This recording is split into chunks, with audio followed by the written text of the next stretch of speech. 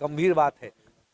अगर इस तरीके का जो आपने प्रयास किया कहाँ तक जाएगा, क्या इस नहीं, ये देखिए यूजीसी का जो रेगुलेशन है वो रोल बैक हो चुका है, नोटिस जारी की गई है। अब ये किसी भी रूप में माननीय जो सुप्रीम कोर्ट को समझ में आ गया है, कभी भी ये किसी भी रूप में लागू नहीं हो सकता। सर, जिस तरीके से आपने इस्तीफा दिया था, तो आपको किस तरीके से प्रदेश के जो ब्राह्मण संगठन से जुड़े लोग हैं या जनरल कैटेगरी के लोग हैं, वो किस तरीके से नहीं, समर्थन देंगे? इसमें प्रदेश के ब्राह्मण संगठन, सवर्ण संगठन और बाद में जब ओबीसी जो समाज को समझ में आया कि ये विघटनकारी है, ये ओबीसी को जनरल से लड़ाने की साजिश है, ये 2027 में चुनाव को प्रभावित करने की साजिश है, जब लोगों को समझ में आया कि ये बाहरी और अपनेपन की लड़ाई है, ये कुछ बाहरी लोग आकर हमारे अपने प्रदेश में तबाही फैलाना चाहते हैं सिर्फ इसलिए कि वोट बैंक या कुछ प्रॉफिट शेयर मिल जाए। ये लोग कंपनी के रूप में ही काम करते हैं, इनका हमारे उत्तर प्रदेश के लोगों से कोई लगाव नहीं है। अगर ये लगाव होता तो इस तरीके के विघटनकारी यूजीसी रेगुलेशन को पास नहीं करते। और इतना विरोध हो रहा था, इनमें इतना भी शर्म नहीं थी कि माननीय कलराज मिश्र जी खुद ने उन्होंने बोला असंवैधानिक है। तो ये नकारा, ये हमारे निकम्मे, ये अकलमंड, ये जो बैठे हुए हैं दिल्ली में, जो ये क्या कर रहे थे, क्या असंवैधानिक एक रेगुलेशन को लागू कर दी। अगर आपके माननीय कलराज मिश्र जी ने समझा दिया तो क्या आप लोग उसके बाद भी नहीं जागे थे? सुप्रीम कोर्ट से निर्णय लेना पड़ा। इसका मतलब आप साजिशन ये काम कर रहे थे, आप सोच रहे थे किसी भी तरीके से ये रेगुलेशन लागू हो जाए और यहाँ उत्तर प्रदेश में वोट बैंकों का OBC versus general versus SC versus ST बंटवारा हो और ये करंट एस्टेब्लिशमेंट को गिरा सके।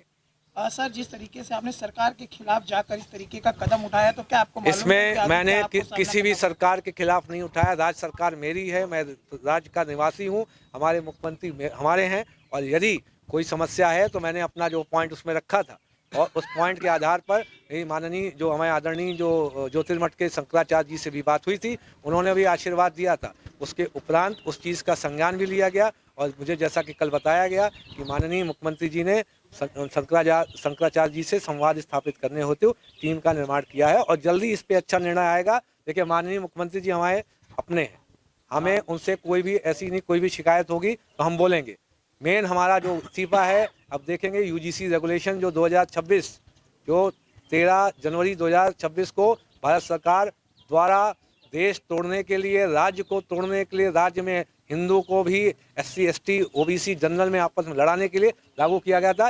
ये जो दो लोग बैठे हैं इसमें हमारे जो अभी फिलहाल करंट एस्टेब्लिशमेंट जो अगर आप भी माननीय कह सकते हैं, भारत के माननीय प्रधानमंत्री जो हमारे नरेंद्र मोदी जी और भारत के जो गृह मंत्री अमित शाह जी, ये दोनों विघटनकारी ताकतों के और मानसिकता के साथ काम कर रहे हैं। ये एक तरीके से पहले जैसे ईस्ट इंडिया कंपनी आई थी, ये वेस्ट इंडिया कंपनी के प्रतिनिधि के तौर पे काम कर रहे हैं और पूरे देश में जहाँ जहाँ सरकार बन रही है वहाँ के बजट का एक हिस्सा, खास हिस्सा ये लूट के शिफ्ट कर रहे हैं वेस्ट इंडिया कंपनी में। आगे की रणनीति क्या होगी? आगे की रणनीति जो है एक नियत तिथि आएगी। सबसे पहले देश का एक और काला कानून है, वो है SC ST एक्ट।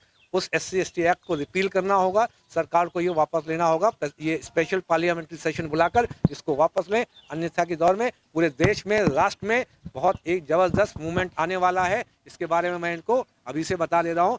देश के जितने भी सवर्ण संगठन हैं, ब्राह्मण संगठन हैं, ओबीसी संगठन हैं, सभी संगठन इस समय यूनाइटेड हैं और पूरे एस्टेब्लिशमेंट के अगेंस्ट में हैं। अब इनकी सरकार अल्पमत में है, मानसिक रूप से इनकी सरकार नहीं है। मैं तो अब इनको देश का प्रधानमंत्री और देश का जो गृह मंत्री मानने से अब इनकार करता हूँ। कोई बड़ा आंदोलन की तैयारी है? बड़ा आंदोलन ऑलरेडी हो चुका है। अब जो अगला आंदोलन है, जो यूजीसी का जो रेगुलेशन हटने के बाद, माननीय सुप्रीम कोर्ट से स्टे लगने के बाद, अब जो अगला आंदोलन है, जो देश का सबसे बड़ा काला कानून जो है SC ST एक्ट, उस पर जो है हम लोग पूरा जो है आंदोलन करेंगे और 7 दिन का उनको समय देंगे। जो भी अभी ये तिथि निर्धारित करेंगे उस तिथि से 7 दिन का समय देंगे और स्पेशल पार्लियामेंट्री सेशन बुलाकर यदि इन अकलमंद लोगों ने ये SC ST एक्ट को रिपील नहीं किया वो तो पूरा राष्ट्र देखिएगा दिल्ली की तरफ कूच करेगा। तो आपकी सीधी लड़ाई?